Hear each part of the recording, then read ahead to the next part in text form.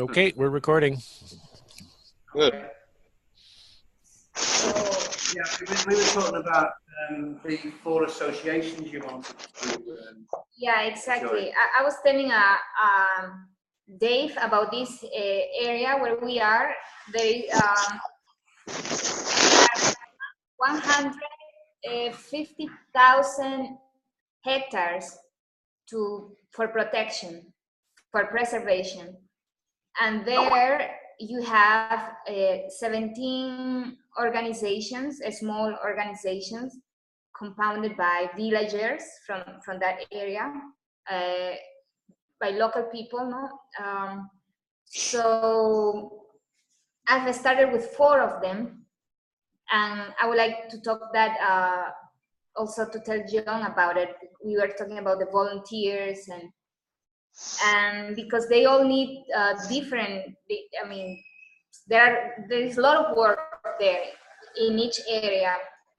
For example, the one I went to visit yesterday, there's this energy center to recover. Actually, it is a like 40 meter big, you know, it's large. It's a pond that it was a beautiful, amazing pond, and they started other people started like decades ago started planting coffee beans. So the soil eroded, and there was this mudslide that covered the whole pond. Oh. But so it's only it would be like 10, I mean, it's 10 or 15 centimeter of mud that we have to remove, and you will recover this pond. So when I was there, I mean, it's amazing when we can give back to nature. And it's you know, it's all this water. And even I recorded a video of this, so we started digging into the mud, and the water was already bubbling, emerging. We wanted to come out. It was like, so that's something that John, we have to work on. We have to bring people over to remove the mud, and then to plant these trees, capirona. They are all water resistant trees. So they would form a retaining wall like it used to be before they chopped down for coffee beans. I mean. Oh, so it is a result from copying. Okay. Yeah, it's very important that we know what created that slide. Normally, Normally it is coffee. No, it was coffee. It was coffee. So well, anyway, I'm gonna show. This is this is when we started digging with a machete. I don't know if you can see I don't know there. if we can see it. You have to adjust the color. No, you have to adjust. It's too bright, guys. Yeah. It's just a glare. Yeah. But anyway, you just dig this much, 10 centimeters, and you get the water back. Oh yeah, well. And you see. It's shooting up. Yes. So it's all underneath there. It's all underneath. Yeah. And also there was this.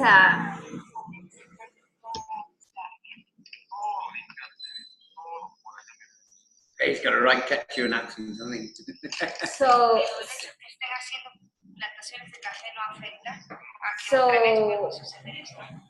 So anyway, and then you have some water coming out of there, just little water coming from the same place. But when we recover, it will be amazing. And the other thing is that it's very common here to hear that a pond, what we call the mother of the spirit of a pond is. You fell in the quebrada. Yeah, it's a quebrada that comes from the pond. It's a stream of water. Yeah, it looks nice and fresh as well. I bet you I could drink that. Yeah. It's all drinkable water. Yeah. There's too much water in Peru. There's absolutely too much water in Peru. And so this would be it's an amazing project. I mean, it's like I envision already, you know, like what it will be once we achieve it, you know, once we remove all the mud and we get this nice big pond back, you know. And also it's common here to hear that the spirit of actually the guardian, or we call it here the mother of a pond, is a serpent. So they were also telling me about the serpent inside, like I was telling you about the other place, the other land. There was also a pond, and so that's when you go into that place, you know. And I was stepping on the mat. I could feel already, wow, this is serious. I mean, this is. I could feel, you know, the dormant serpent there, you know, waiting for us to do the job, you know. I just want to stop you there for a second, because Alex, just unmute your mic and just introduce yourself to Marinette, please. Buenas, con mucho gusto. ¿Cómo estás? Hola, ¿qué tal? Pura vida. Pleasure to meet you too. Sí, yo vivo en Costa Rica. Tengo 20 años de vivir acá. Oh, wow. Sí. Qué bueno. Yo he vivido en la pura jungla aquí en la península de USA, y sin luz, sin agua potable, con la manguera en la quebrada solo para sacar agua para la casa. Y yo he vivido esa vida, sí. Ah, buenísimo, buenísimo. Anyway, so yeah, nice to meet you. You have a really wonderful, sweet voice. Yeah, I can feel your energy through cyberspace. My buzz here, you know. What's that? It's my buzz here when she comes in. We exchange energies. It's incredible. Fireworks go on, you know. Yeah, I can feel it from here. Well, she's got a lot more to tell us. So thanks, Alex. It's great to speak with you. Marinette's got a lot more to tell us now, and maybe John and you as well, Alex and Linda. Listen to how John's got a few comments on how we can get something arranged for Marinette. And I've got Barbara in England, by the way, and she's very interested in setting this up. So doing the work while Marinette can continue on into the jungle and do expeditions all the time, because the information she brings back is vital to us. So I'll let Marinette take over, and then maybe we get some comments from John in a minute. Yeah, so basically I'm going to visit. I'm visiting these they are organizations, but they are not like they have a basic structure, you know. It's more people, a family, or very 10 people living in an area and protecting that area and reforesting that area, and also, like in this case, that they want to recover the pond back. So they are, they all need, like, they cannot cut the trees. They would like to know more about how to have like we were discussing with John, the hanging, a kitchen garden hanging from the trees and all that, or even the pipes with the rubber, the natural rubber inside, because all they need water. They need to pump water, and so they are doubting about getting those engines, you know, that make so much noise. So if we could provide solutions, you know, advise them how they can pump water and stuff like that. I mean, they would be, oh wow, they really, you know, they will love it. And these areas are amazing spots that are being protected. Amazing. I mean, yesterday I was in a place that we had to go to the peak, and the vegetation, the ecosystems, they change so fast. You reach, like, in a walk of 2 hours, you see so many different things, and I felt like it was more or less like on the desert, no vegetation growing, just this like seaweed kind of a thing on top, and the wind was, you know, was so wild, and from there we could spot the whole primary forest from that place, you know, and you could export also a waterfall, and it's all incredible land, incredible, and they know their responsibility as guardians of this land. And also I would like to discuss that with you, Dave, also how we can come up, like it's like they are very how to articulate these centers where, you know, you can have, you know, reforestation, and you can also like projects recovering the water back, uh, and they also know about traditional medicine, so they could also for example, in that area there was this tree called chapaja. Is one tree that just grows a lot in that area, so they know how to work with that area. So they can also, you know, heal people with that tree. You know, they have there, and they know how to use it. And so different, and then also when animals they get confiscated here, there's a big problem with animal trafficking in this area. So we don't have a proper rescue center. You know, the rescue centers here are mostly in cages. And then I'm helping this other association where there is this guy Orlando, but he already is monitoring a lot of, I mean, he cannot do more by himself, you know, and I mean, the area already has it's kind of like has enough fauna. I mean, we need to other places, and I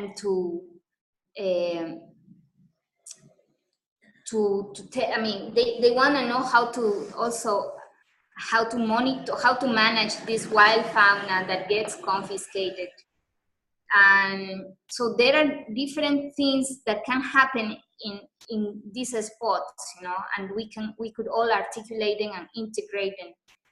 And if they receive visitors that are, you know, that are like ready to work with them in the land, it's very good. I mean, it will be a great exchange. Just Carrie Ellis, welcome. Just to catch you up, Marinice showed me a couple of films here where she's been out to another section of the jungle where there's like a family of 10 looking after guardians of the forest, and they've had a mudslide from the cafe, and the mudslide's wiped out a lake, but when they dig just 10 inches below the surface, they find that the water is coming back, so they need volunteers to go there to clear it out. So John's got a system whereby he thinks that we should be able to set up, and we've already got Barb who's prepared to do this, do the internet stuff. John, can you tell us what, can you tell us again what this system is that you're talking about? Well, basically, it's global. It's all over the world. It's something called a WWOOFERS, WWOOFER, and it stands for Willing Workers on Organic Farms. And essentially, the farmers will put out a call on the website. There's a number of specific WWOOFER-specific websites. And they'll say we have 9 places this summer or 15 places this summer. And young people who want the experience will register with the farmer and then make their way to the farm. Once they get there, they're basically supplied their living. They have a place for their stuff. You know, it's all quite secure. It's kind of like a hostel, but it's most of the time it's a little more private. They're fed, and they spend their days working on the farm and learning about that sort of thing. It's really, really successful. And you meet so many amazing, different, varied people. I mean, sometimes you'll get people in who are really good and really hardworking and they want to do the jobs, and sometimes you get people who just want a vacation. So you do have to keep that in mind, that there will be some in there who have this sense of entitlement. You know, I'm here and you owe me sort of an attitude. But that's pretty much prevalent everywhere. I don't see how it would be very difficult to set something like that up to to help out in Peru or anywhere for that matter. I mean, it's the same thing. And having it as a focus of healing the land rather than, you know, just organic farming, it opens it up to hundreds of different skill sets, because there'll be people there that want to learn the plants, they want to learn the healing aspect of this, some that'll want to learn the construction methods, because on the documentaries that we see here in North America, some of the construction methods are amazing. And you know how these people can, in a day, 10 people can go into the jungle, get everything they need, and build a house. It's phenomenal watching this happen, and I know that there'll be people that'll be very interested in seeing and participating in something like this. The issue would be the logistics, just, you know, the setting it up so that you can connect the young people or even older people. Like, I'm 50 years old, 51 years old, and I want to do this, but I have really no way to get there. So I'm sort of doing it from afar and helping as I can. But you'll get people from all walks of life. You'll get BAs, you'll get folks with master's degrees, you'll get people just starting out, young folk, 19, 20 years old, who haven't got a clue, and they want to learn. They want to get their hands into something that matters, that means something to them, and it'll be easy to do. It's just getting it set up and getting it coordinated so that it's convenient for everybody. Yeah, thanks, John. You see the picture building here, Carrie Ellis. Can you see what's coming and what Marie-Neith needs? And she's contacting for foundations here. But have you any initial ideas, Carrie, as to how we go about this? Can you unmute yourself? Because I think you're automatically muted as you walk in here. Yeah, I mean, I think John's idea is great. I've had a lot of friends who have participated in those programs too. What's it called again? It's WWOOFERs, Willing Workers on Organic Farms. Yeah, and God, there's so many young people traveling around South America right now. I mean, I saw it when I was there last spring. The hostels were just full, and people from Israel, people from all over the world. And yeah, I bet if you put out a call to something like that, you could probably get people responding. Other than that, technically, I don't know. But we may be able to coordinate with the WWOOFER sites that exist now that already have this massive, huge million people following, and just add a second section. This isn't just organic farms. This is an earth healing aspect. And if we can get them online, because it's all nonprofit, it's all volunteer work. These people are already pretty much on the same sort of a wavelength that we're at now. I think it could probably work really good if we could get a charismatic liaison to get in there and talk to these people.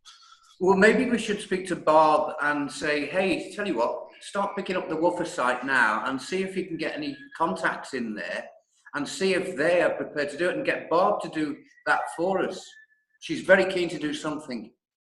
I think if we do bring someone in or bring another section into the WWOOFER site, we're going to have to bring our own people to administrate it. But the base, the connection is already there. It already exists globally, and we can be advertised in a week globally and have 1,000 people there, and probably by the end of next month.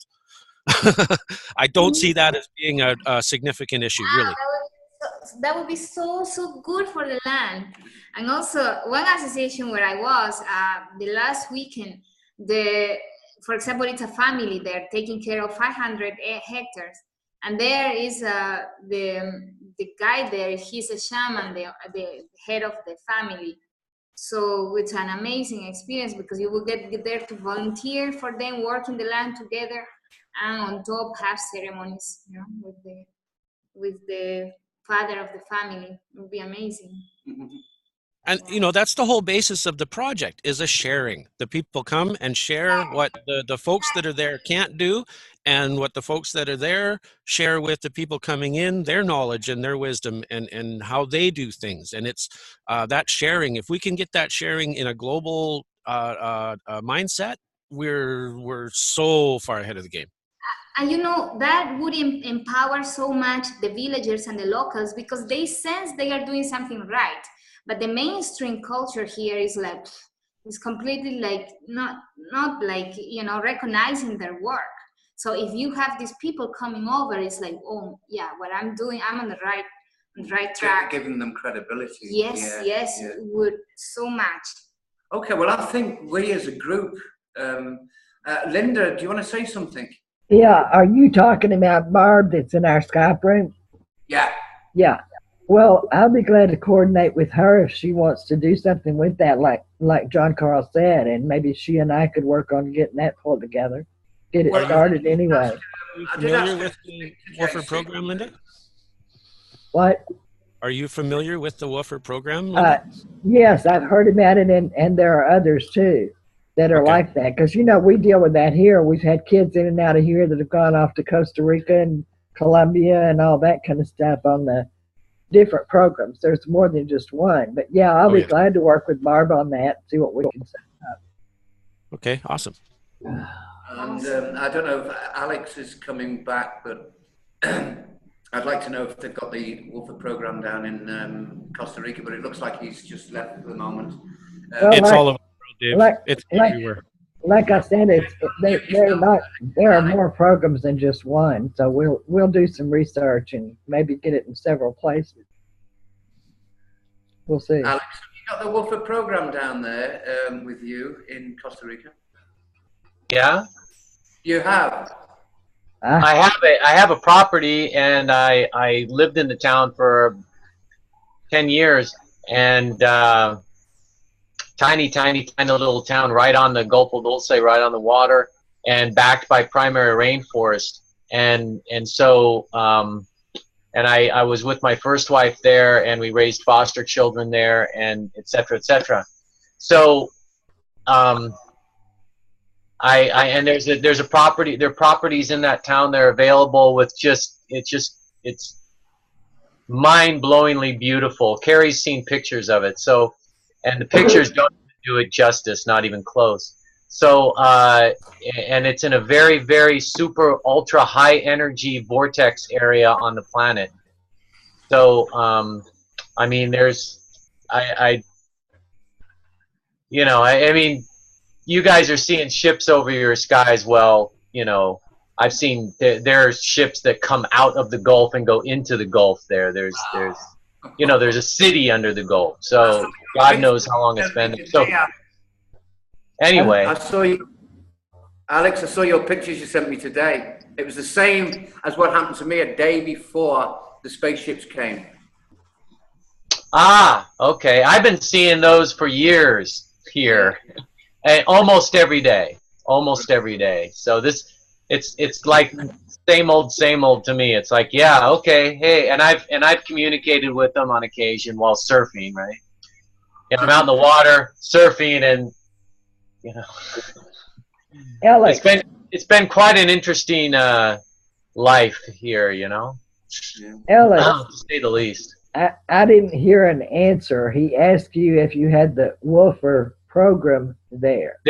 There are WWOOFER eco lodges and permaculture farms. There's one right here in town where I live. There's others in the Osa Peninsula. Okay. I personally don't have anything built on my land, so it's a project that Carrie has all the information on, and yes, I'm very familiar with the WWOOFERs. I wrote the guidebook, the only guidebook on southern Costa Rica, and for over 10 years. So, and sold it and published it and distributed. So I know all the yoga farms and permaculture farms and the WWOOFER places, etc. Well, I used to, and I still know some of them. And Alex, so I'm very familiar with the program. Yes. Okay. Alex, what the suggestion is that there's a couple of people that would be willing to coordinate this for Marinique here. That she's got so much important work going on that every time she goes in there, she sees another bloody project, to be honest with you. And, you know, if we, and she's monitoring this, of course, but at the same time, she doesn't want to walk back there and then not do anything about it. She wants to actually see some change, and that's the position that we are experts of open sourcing this. And now if we join to the WWOOFER, a couple of people who can contact WWOOFER and then put these sites available on the WWOOFER for the Tarapoto team, that people can come to MIP and then get distribution. Marieneath would be brilliant, wouldn't it? Oh God, you guys could get so many volunteers there, absolutely. And I know the guy there's a German man who owns a place here that brings volunteers. I mean, they're constantly arriving. It's called Cascada Verde. You could probably look it up online. And he just came back from Germany. And, so I could just talk to him, get all the information, and send it to you. It's really, really, really easy to do that. And the young people, the younger generation, they're just hungry to go to places like this and help. Right. So shall we put you in the MIP room? Can you send us a couple of facts of things that we should be looking at, please? What would you like? What would you like me to? What information would you like me to send you? Start off with any of the WWOOFER rooms that are linked. Okay, what I could do, I could easily connect you tomorrow with Patrick, because he's been doing this for years. He has exactly that. He has a organic permaculture farm, and that he's getting volunteers constantly from all over the world. I usually mostly from Europe, actually, Germans and English people from England and all that. Yeah. And that's what he does. That's his place. That's literally exactly what he does.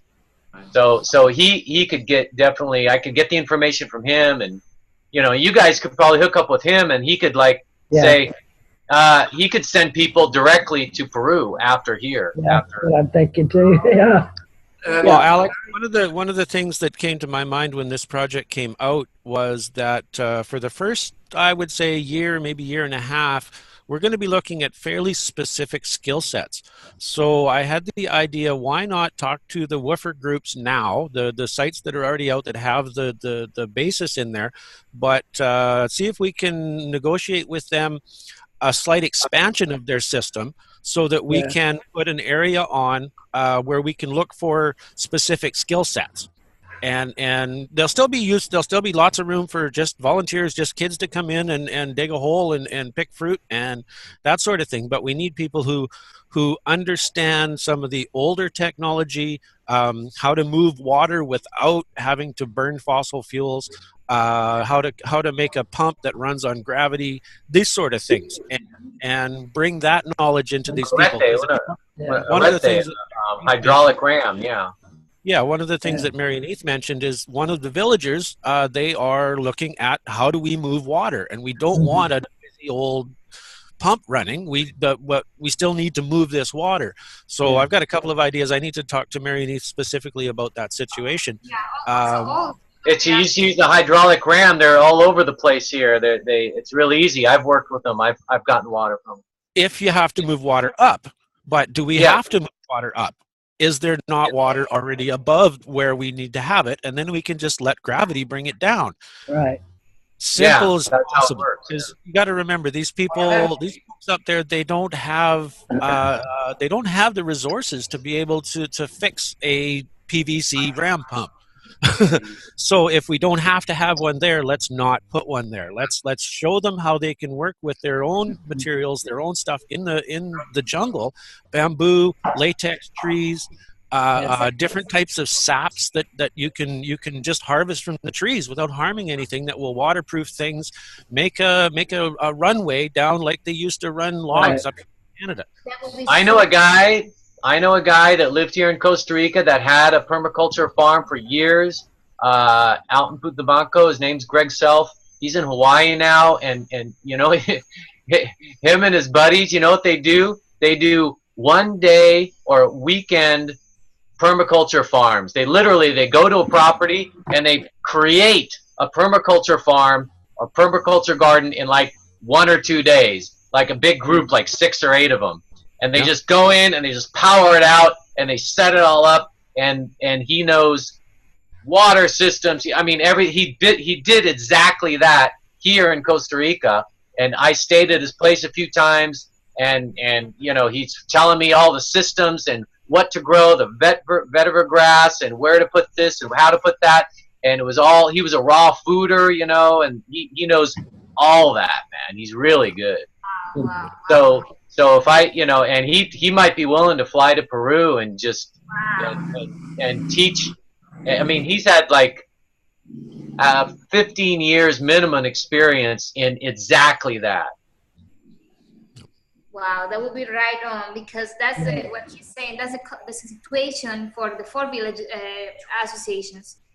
Oh, okay. Yeah, no electricity. He worked his farm. He designed and did his whole farm. He set up water. He set up ponds, you know, for water flow, and I don't know what it's a hydration hydraulic system, that natural pond system, and he knows what fish to put in it and what plants, and you know, it's that, you know, the whole, he did it all, you know, and now he's been doing it in Hawaii, so you know. Wow, yeah, that would be, because usually the water is below and they are on top, and that's the thing, you know, how to pump it. Many of them, they don't need electricity, but yeah, water is an issue for all the places. I mean, for all these associations where I've been, and I think mostly is the case with. Yeah, when I moved here, I moved to the Osa Peninsula, and there was no public electricity there, none, in the whole peninsula. There was no there was no grid, there was no electrical grid at all. So everybody had generators, and the people that lived on these big fincas in the mountains in the rainforest, most of them had hydraulic rams. They put the tube in the quebrada. They set up inside the stream. They would set up a pila, what they call a pila, and a toma. And I know it all in Spanish, and in English I actually don't know the terms right, but I know them all in Spanish. So they would set up a concrete sink thing to collect, so the water would come down with filters and screens and go into a tube, and then go down to a tank downstream, and the tank would be hooked into a hydraulic ram, and then they pump it up. My neighbor in Rincon had this, pump it up like 100 feet to their houses, you know, and so, you know, and I had to go in and fix that water line sometimes, because we got water from that neighbor for a long time by gravity. So I had to go in the rain during storms sometimes and fix the water line in boots, and it was, I've done all that myself, you know, but yeah, Greg has done that as well. So he's, you know, an experienced expert at jungle systems with no electricity, right? Right. Yeah, that would be awesome. And I can go to, yeah, list all what it is needed there, and all the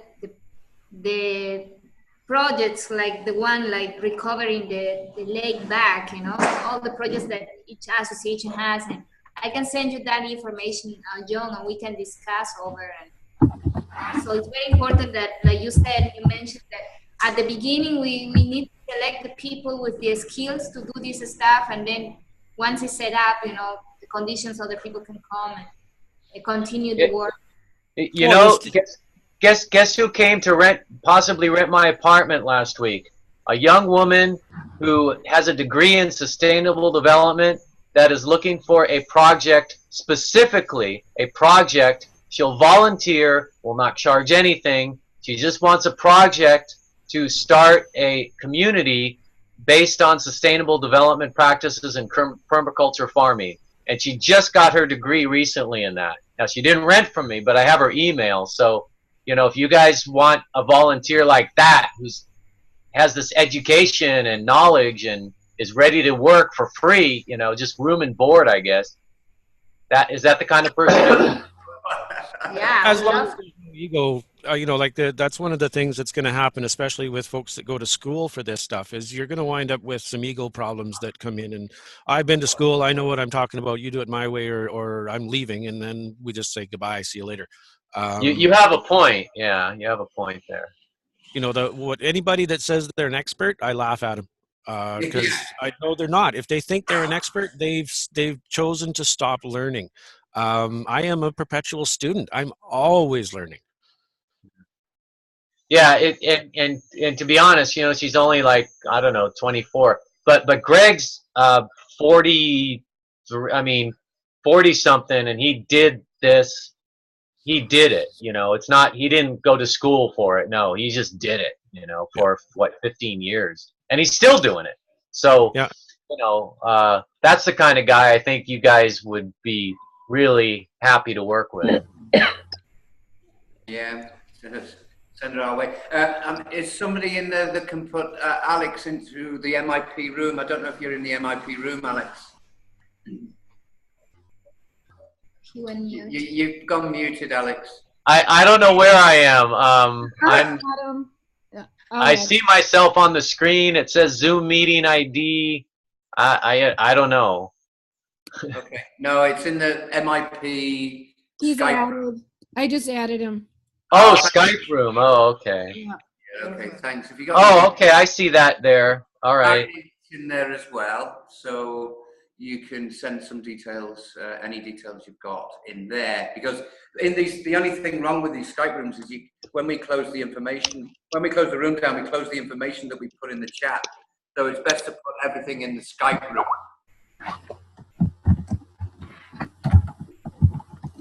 Also, I put a link in the Skype or in the Zoom chat to a YouTube video for what's called a spiral pump. It's been around forever and ever and ever. And all you need is moving water, and you can pump water anywhere. Now, these designs, the ones that you'll see on YouTube, the local or the latest designs, they're all made with plastic pipe. The Japanese and the Chinese used to make these out of bamboo. So I know that we can make the same sort of thing in Peru, whether or not it's going to solve the problem. In and of itself, I don't know, but it's something to look at, something to think about. If it's not exactly what we're looking for, how can we adjust it to make it what we're looking for? You might want to go over that later on, Dave. I think you've actually seen the spiral pump videos. Super simple system. Well, I'm trying to convince Bosse to come over from Sweden because he's mad on the 3D printing, and we got the 3D printing sort of limbering here, waiting for me to spend 3 hard-earned days on it, and which I can't. Really busy. But if I got Bosse here, he would just slaughter the damn thing, and he'd get us printing out water vortexes and water toruses and all kinds of, and the Dan Winters.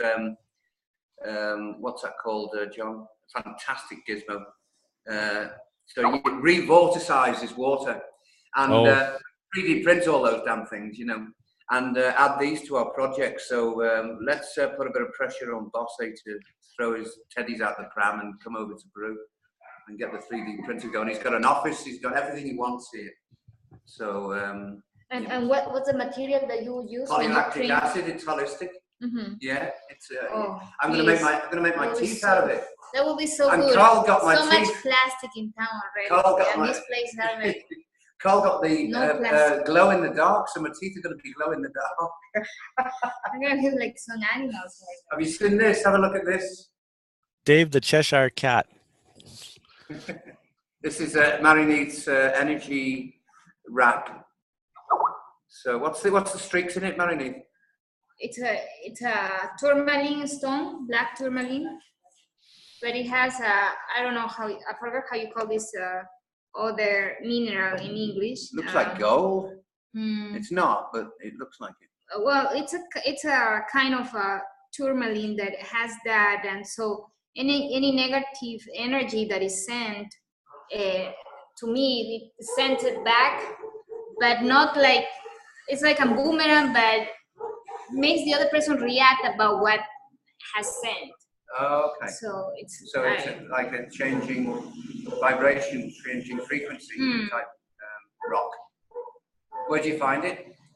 In Brazil. Oh, in Brazil. In Brazil, you have a lot of tourmaline. Tourmaline. Black tourmaline. That's a new one on me, tourmaline. I've never heard of that before.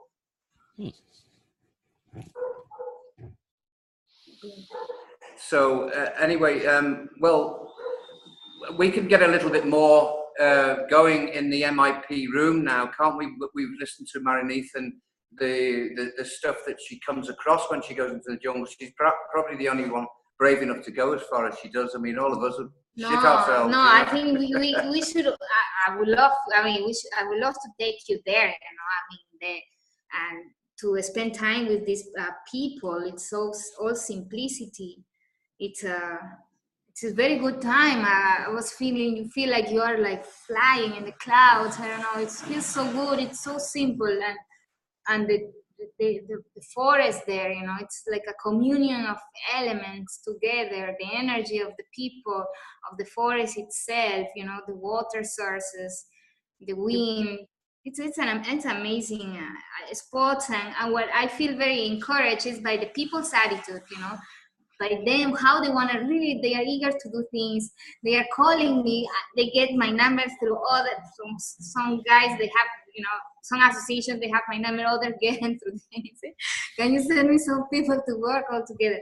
So it's very nice. It's amazing, and well, together with all together, I think it's very important with the master plans. It's a very important learning that we are so privileged to get, and they show you, how to merge back. I mean, how to just to find yourself in the forest naturally. I mean, it's how to cleanse you and give you also energy and power, and it's a whole thing, together. It was funny one day when I went in for an expedition, and I asked the shaman, I said, do us a favor, go into the jungle, just get me a stick, please, for walking, because I haven't got one. And of course, he knows exactly what you want. And then we tell him where we're going, and then he knows exactly where you're going. So he goes in and cuts you a stick, and he came back with an 8-foot stick. I don't need an 8-foot stick. And he goes, oh, yes, you do. And I used every inch of it, I tell you. So, these fellas know. And I think that if we do a little bit more work, we've got the tools now from Marinith of what we need. She certainly needs backup and help.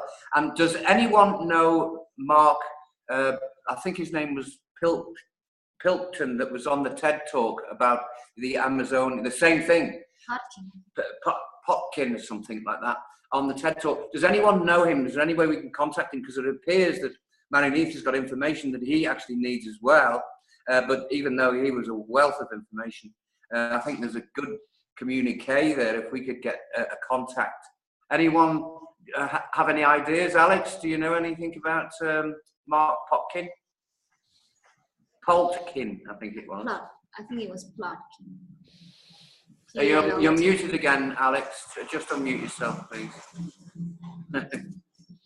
You're still unmuted. What was the name? The last name? It's the posted in the rooms today was Plotkin. Plotkin. Yes, Plotkin. Don't know that name. Okay, well, we've got to try and raise contact with him because he's doing exactly the same on an international level, right through Brazil as well. Being that he's part of the TED Talks network, he shouldn't be that difficult to locate. Okay. Well, that'll be a big score if somebody can contact that. And then if we can get this WWOOFER thing set up, I think the next time we're speaking to Marinith, we will be active. Yeah, because there is like I told you, there are 17 associations working in that, preserving that, or throughout 150,000 hectares. And then also last month, I went to a native community of Awahum people, and that's in a different province. And there, through contacts, I got to meet the chief, and he put me in contact with the leaders of 162 communities, and they all want to hear about this free energy and all. So that's a lot of work also there, I'm supposed to go back by the end of the year. Wow, that also, and there is the place, I mean, with this, one of these communities, I wanna also start organizing the massive ayahuasca ceremonies. And so, yeah, there is a lot of things coming up. So it would be nice to start with the woofers for the associations in this area, but then we have a lot of work also. So it's only going to do one thing. It's only going to expand. Eh? Most definitely. Yeah, I mean, we had a group. Yeah, tell me. Do you have my email or you have my Skype? Anytime you need questions answered or you want to throw something at me, just contact me. You're welcome to do it. Cool. I started today writing down all what I saw yesterday, and I'll start sending you the information about these 4 associations, and then pictures of the place and all that.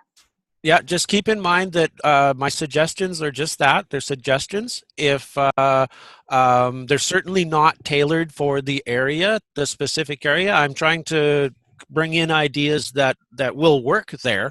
But as you talk to people, talk to the locals, talk to the little young scientists that are in your area who are out playing with rocks and building things and experimenting on their own, they may come up with the next step, something that works even better than what I've got.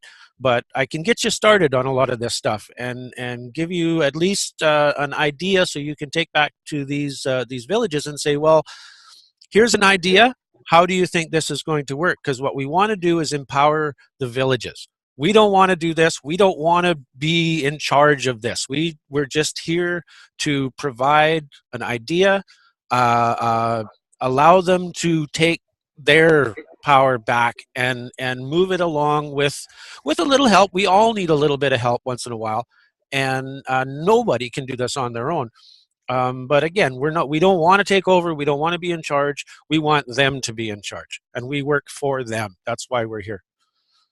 Well, Carl, you're going to be converting one of these motor cars into electric, and on tomorrow's radio show at 4 o'clock, we're going to have Mike Waters with us. I mean, that's a fate of its own, and we're going to be trying to adapt that wheel so that we can get some free energy for the giant aquaponics going in the Caribbean.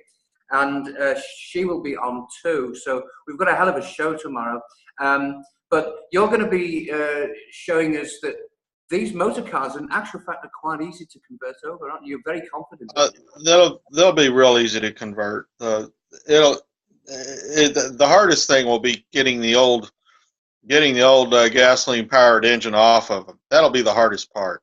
After that, it's just a matter of using the area that's in to put the electric motor in and the batteries and wiring it up. It's going to be an easy job to convert them over to running on electricity. Well, I'm going to ask Marini to tell us what that means if we start doing that. Not even the brightest dream or something. I mean, because the problem in the Amazonian cities is the increasing noise that comes from these motor cars, and it changes dramatically. I mean, the environment, and if we start like these streets, the streets here become silent, or in my city in Iquitos, oh wow, that would be amazing, because then you can enjoy the forest. Then you can realize you're surrounded by forest. Well, I wouldn't call the electric motors completely silent, but they will be a lot less noisy. I mean, there's hundreds of thousands of them here, and in Iquitos, in Moyambamba, and all these other surrounding towns. So it's going to be a massive cleanup, that one. And plus, they remove, I don't know the technical, I mean, how it's called. They remove something to make it even more speedy. Yeah. And that makes it even noisier. It's even noisier, yeah. It's like a little bit of an ego game going on, a macho game going on. Mine's faster than yours, mine's noisier than yours, Sort of that mentality. Yeah, they just moved the governor on the engine, yeah. Yeah, put a bigger carburetor on it. Well, we've got a lot of workshops here, so we can pass that information on and go and educate them there, and they can do that. What's Alex showing us there? Is that his spaceship? Oh, that's the... Beautiful. I don't know. Put it up there again, Alex. I didn't see that. At the Envision Festival here in my town, I met two apparently internationally famous South American visionary artists. And this one is Pablillo Lucero. So I don't know if Marinette knows any visionary artists, but if I email them, they would probably be happy to do some artwork for your project, because they both told me that they would definitely come and paint murals or whatever I wanted on my project. Alex, can you put that back up while you're talking so I can see what you're looking?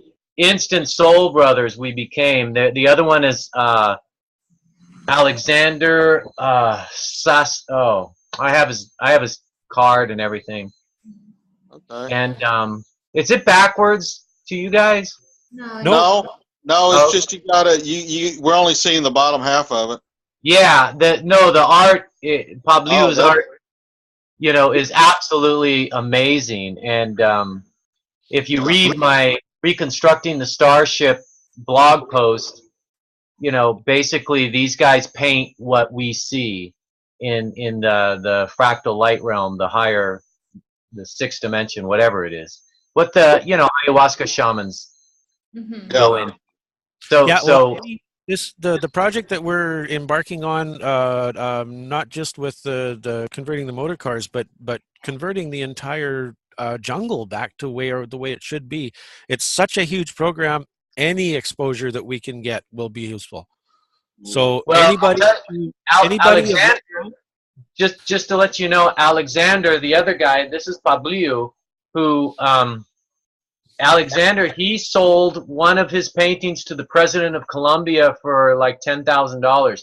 He knows the president of Colombia. He knows probably other presidents, because he's an amazing artist. I could drop photos of his work I took at the festival.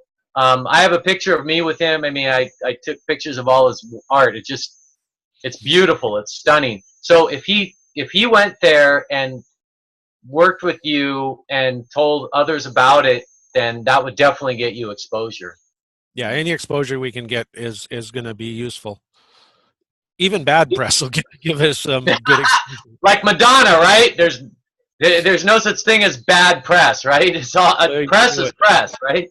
It's all good. Right. Anybody that doesn't agree with what we're trying to do doesn't belong on the planet. So, but I do suggest. I have a friend here that gets ayahuasca from South America, and he does ayahuasca. Not ceremonies. They're not really ceremonies. They're ayahuasca gatherings here on the Osa Peninsula near my land, and he. I would suggest that you might want to think, if you know any ayahuasca shamans, that you do that, you start that, because that will get people flocking to your place. If you offer that, if you have any shamans, Marinette, that do ayahuasca, or that know shamans that do ayahuasca, it's hot all over the world, man. Absolutely surrounded by the best ones here, and they're all genuine ceremonies, and Marinette can even expand even more than that. In fact, yesterday I was listening, to this guy, the president of this association, and he was telling me about this shaman, female shaman, 83-year-old, big ayahuasquera. 3 years old? 83. Oh, 83. And we were laughing because, here the culture is kind of chauvinist. So they were saying that her lover is only 34. Really? Well, that's older than my wife, so anyway. Full power woman. Yeah. Amazing. Oh, her lover. It's a woman. Oh, my God. Oh, gee. Talk about a cougar. That's like a, wow. And it's amazing. So yeah, no, here many local shamans are in this place. I am from Iquitos, and there the shaman thing has become kind of commercialized. Though here it's here still you find, you know, the simple, genuine shaman. Well, that like I said, it's really. I mean, you know, Joe Rogan. Have you guys seen DMT, the Spirit Molecule? I mean, that documentary. That is, people will pay thousands of dollars to go and do one of these 3-day ayahuasca ceremony things, You know, and have those experiences. They will. They don't care about conditions. They don't care about where they sleep. They don't care about anything. They just want to do this, you know. mm-hmm. They want to open their third eye. They want to have these experiences, you know, these. Not so sure if we want to associate with Joe Rogan, though. He's got his fingers in No, some pies. of course. Yeah, he's a little. Yeah, he's.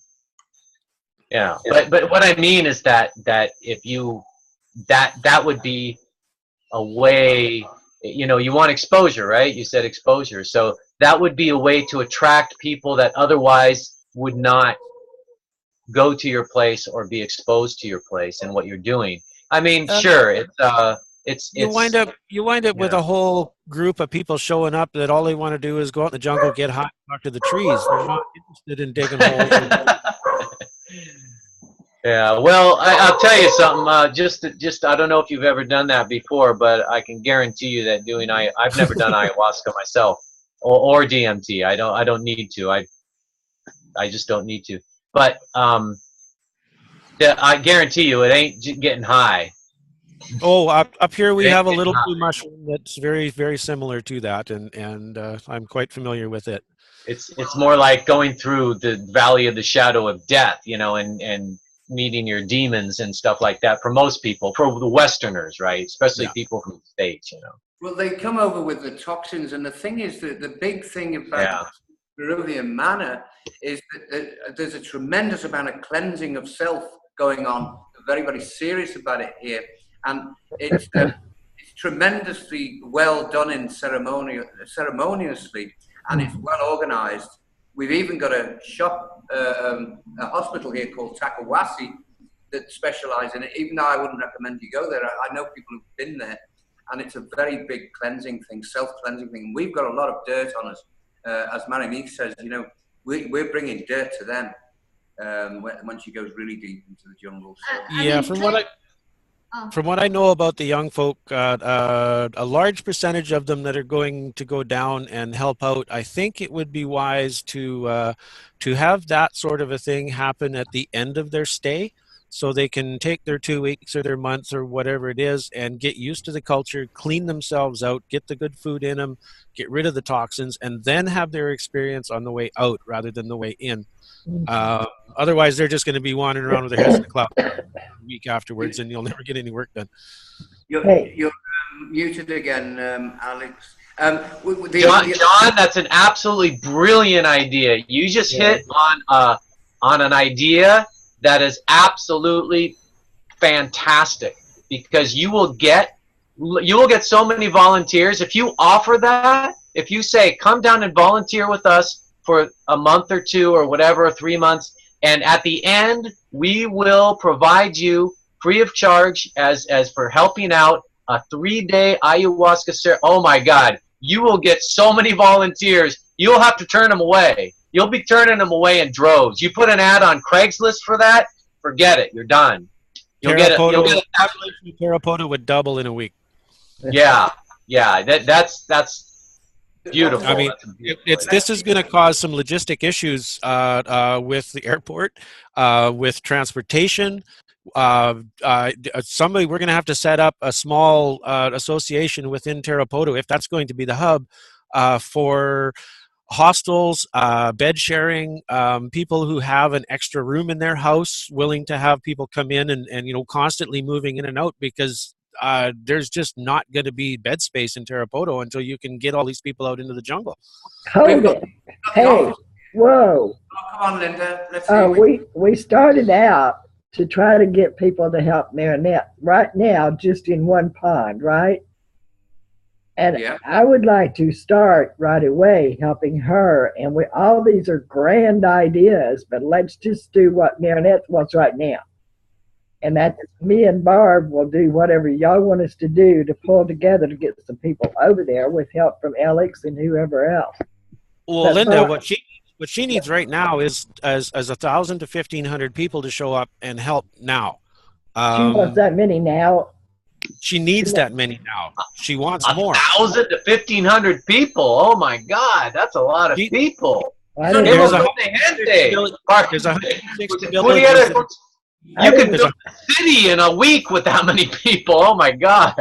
There's 160 villages that are each going to need 8 to 10 good, strong bats. But John Carl, can't we just start with one right now and see how it goes, please? Well, we certainly can, but from what I know of the program, this is going to grow so fast. If we're not ready for that growth, we're screwed. And Well, I'm bringing this up just as a warning that if we start advertising tomorrow, by the end of December, we're going to be swamped. Guaranteed. I do agree with you there. The only thing I'm saying is I think we need to do a trial run. Marinette, do you not believe that, or you don't want a whole bunch of people coming because we're not set up for that in any form or fashion, right? Well, in fact, some of them they're going to come to build where they are going to stay because there's no place, for. I mean, well, they are basic infrastructure where they could stay in the forest.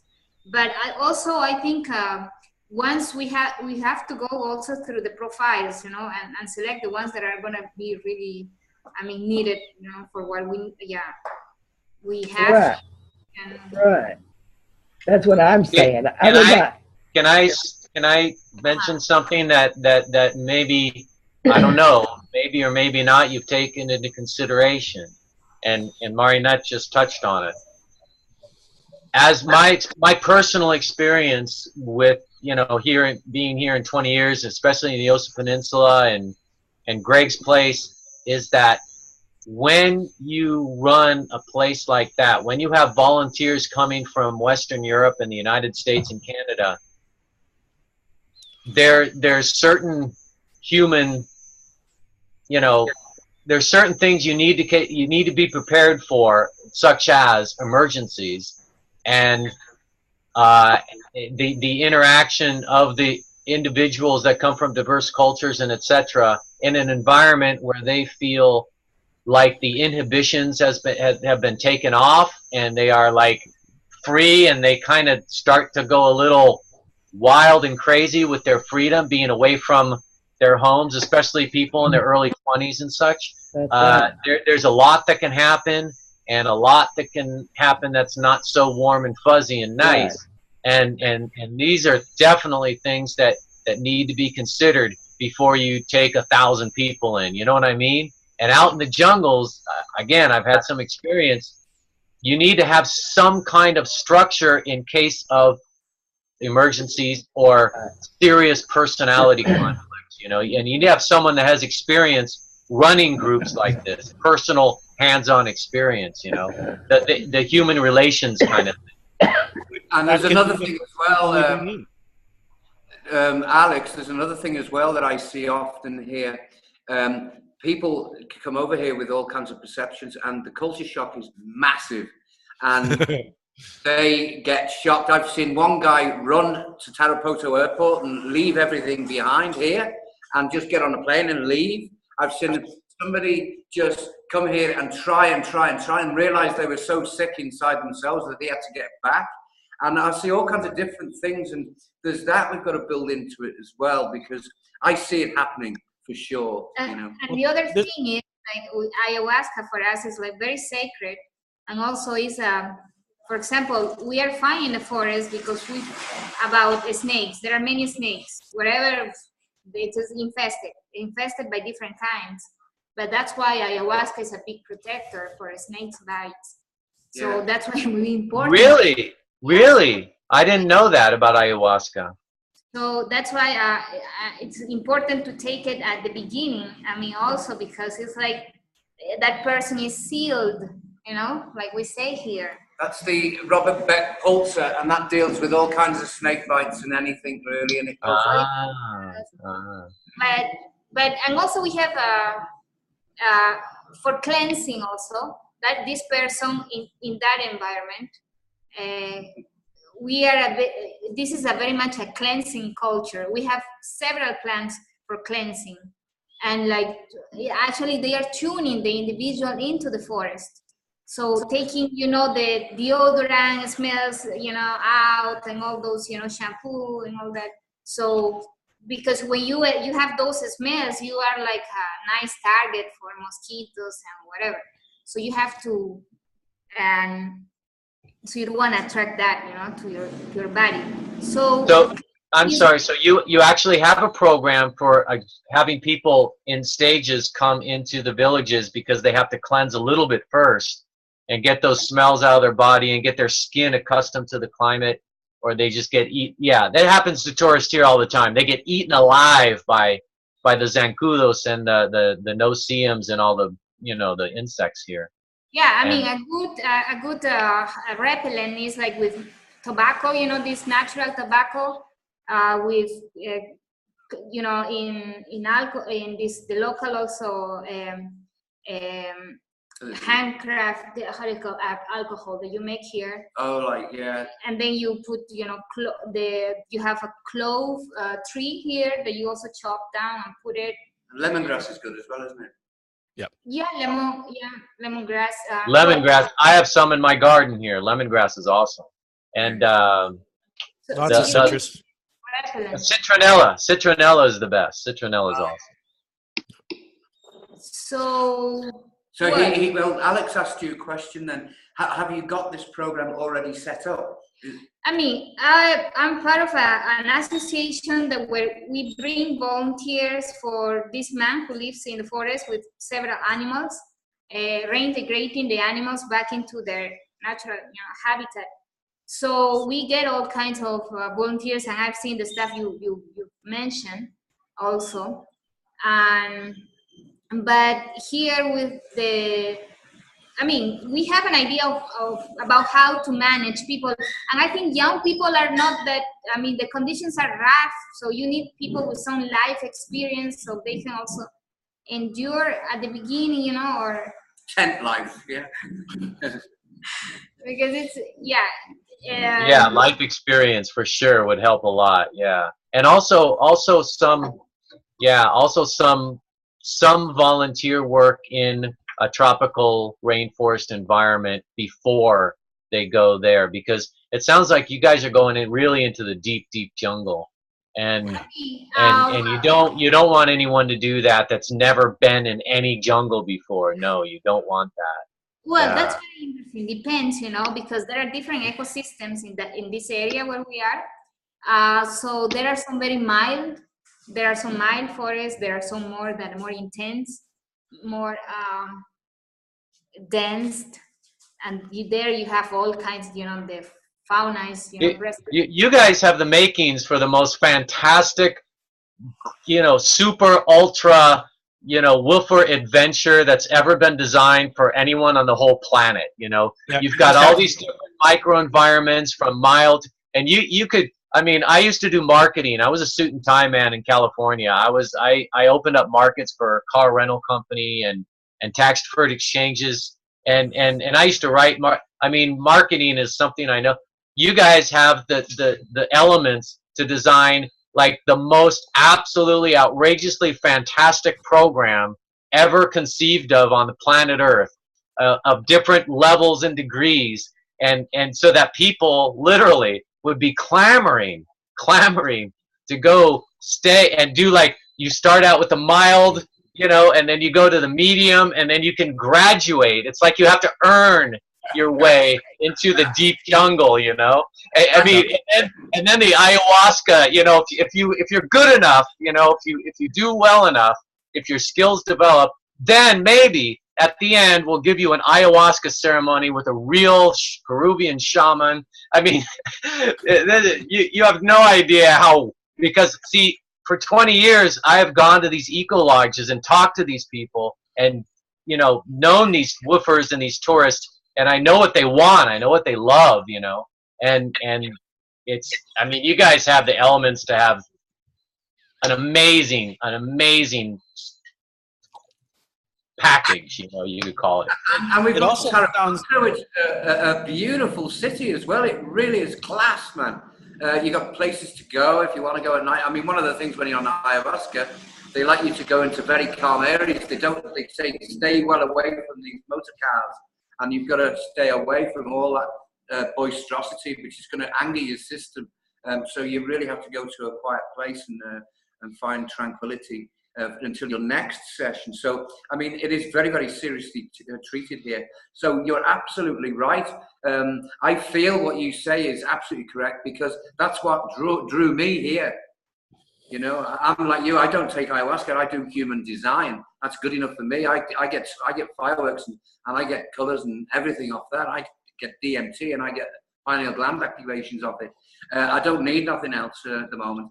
But ayahuasca is a call, and you answer the call, and you will know when you're in the Peruvian jungle whether that's the call or not.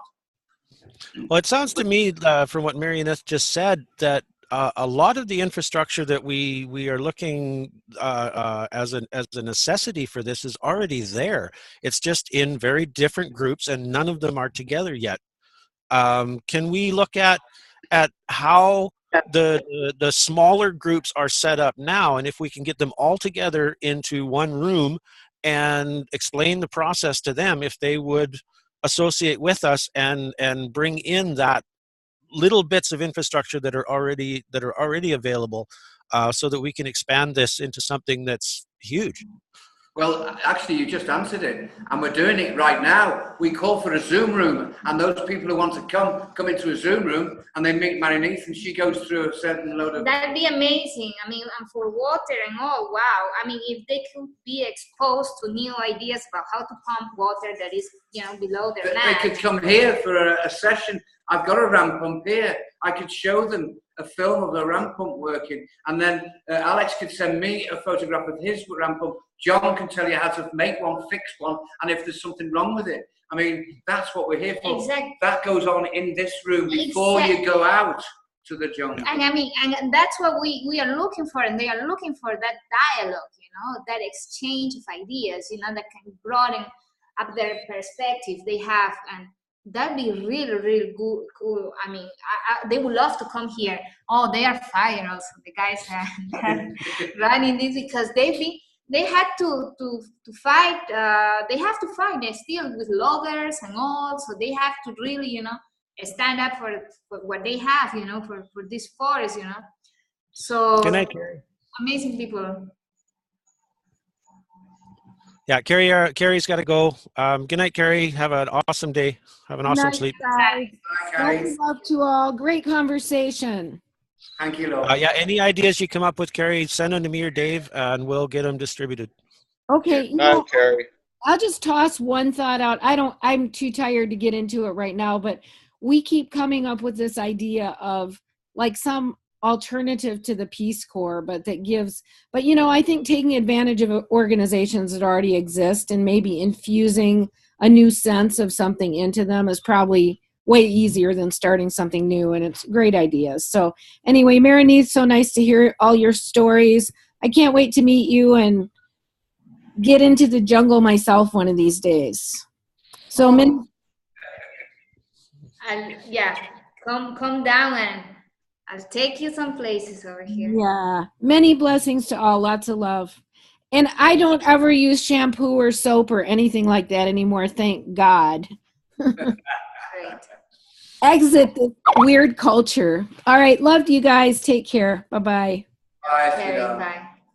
I mean, we're probably, I don't know if we're coming to a close here or what now, because we want to be able to just put this out a little bit as well and get some feedback from it as well, John, yeah? Yes, definitely. As far as your end, what I can see right now is if you can get one or two guys, some of the locals, some of the folks that know that area really well, to run around and see if they can find the organizations that are already doing this on a really limited basis. If the hotels bring in volunteers, like Marianith was saying, there's a group there that's bringing people in already to deal with the animals. If we can get these groups that are already doing this together and sharing with the larger vision, that's going to reduce our workload a lot and make this a little bit easier to implement on a larger scale, because this is going to grow really fast. Okay, so what we'll do is I'll have a word with Marianith now, and we'll try to arrange a meeting in the office here with these various groups, or a meeting in Uruku's office or something like that. And you gather that, you've got that information already, haven't you? Yeah. Okay, so we can take that a bit further now, and maybe we can call for something, and then we can get a couple of people listen to that meeting from the Zoom room that we've got now, and we can get prepared, I think the word is. Just go stage 1 and then move on to stage 2, and then implement it, and then move on to stage 3, actual practicalities of it. We're nearly there. Yeah, and I think the first group that comes in should be trained as coordinators, so that they have one group of volunteers that come in and they learn how to deal with the volunteers, and that's what they do. Those are the people. They're not the hands-on people. They don't, they like the jungle. They like to go in and out, but they're more interested in meeting people. So, and there'll be lots of those.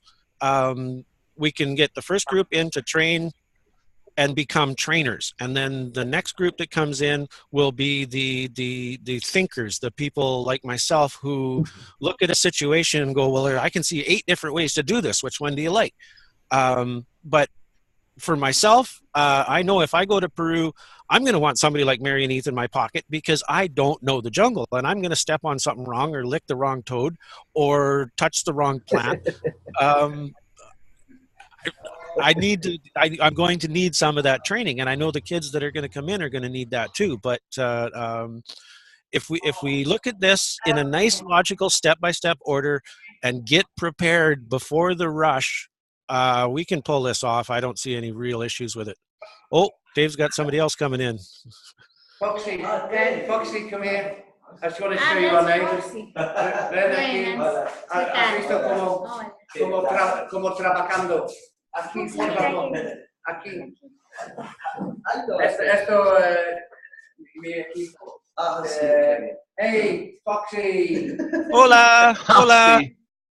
Hola, MEP, Foxy. Buenas noches. Hola, dile, buenas noches. Hola. ¿A cuántos años tiene la niña? Ahí está bien. ¿Cuántos años tienes? Hágale con tu manito. Hágale. 2, 4, 5. Como mi hija. Acaba de cumplir 5 años el 4 de noviembre, mi hija mayor. Ella es del 25 de noviembre.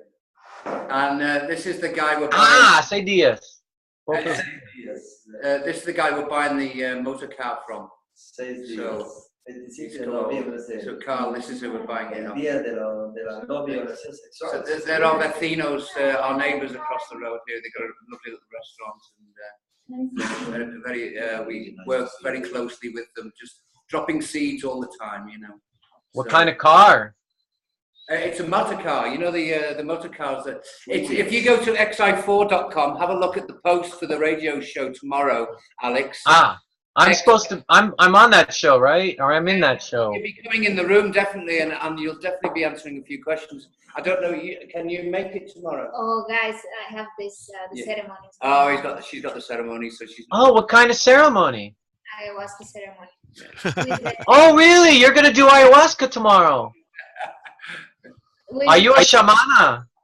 Actually, I'm training myself with the head of this association. I was telling you about one of the 4 associations I started working with. So he's a 77-year-old man, and he's been taking ayahuasca since he's 14. Whoa! It's a lot. Wow! A lot of things to teach. Is it your first time tomorrow? No, I've been drinking for the last 18 years. Oh, okay. Okay, so you're an experienced traveler. So yeah, really good, because I work like I was telling Dave, you know, a lot of channeling I do through the ceremonies. I see. I have a question for you. Do you know Pablo Amaringo? Yeah, of course, the great master. Yes. Do you know him personally? No, I didn't get to meet him. I Oh, was okay. abroad, but yeah, amazing, amazing. I put his artwork on that post of mine. One of Alex Gray and another of Pablo Amaringo. So, wow. Wow, Paula Maringo is so good. I mean, like, you really, what he paints, you really go through, and Yes, I all know. the I see. That's I found him on internet when I didn't know what I was seeing. I didn't know. I had no idea. There was nothing on the. I couldn't find anything on the internet about my experiences. This was 2 years ago, and I'm like, why am I seeing this? What, why, how, and then I saw his art. I said, that's what I'm seeing. That's what I'm experiencing. And him and Alex Gray. Alex Gray was the first, and then Pablo Amaringo. And I'm like, that's what man. So I finally found out, oh, it's an ayahuasca shaman. That's what's going, okay, well, ayahuasca, I don't do anything, Then I found out DMT, the pineal gland, and, okay. But he was the second artist I found that painted what I was seeing, right? So, anyway. Sorry, guys, I just, No, it's good. She said she was doing ayahuasca, so I wanted to know, like, what that was about, right? She's going on a ceremony tomorrow, so she can't be on our radio show. So we're gonna well, we've got Mike Waters coming in tomorrow, which is going to be extremely good fun. So we got a great show. So I'll see you all there tomorrow. You will. All right. Yeah, Thanks. Carl, Dave, get a hold of me like an hour early so I can get everything all set up. Okay, I will do. Thank you. JC, you got this recorded, right? Tonight? Yes. Yeah. Can we share it in the MIP room so Barb can hear it? I'll put it up on my YouTube, and I'll put the link in the room as soon as it's ready. Oh, great. Thank you so much. That'd be the best way. Yeah, that's great. Easy. All right, guys. Good to talk to you. Thank you. And Good night. So Good night, Hannah. see Nice. you. Bye-bye. Bye. Bye-bye. Bye.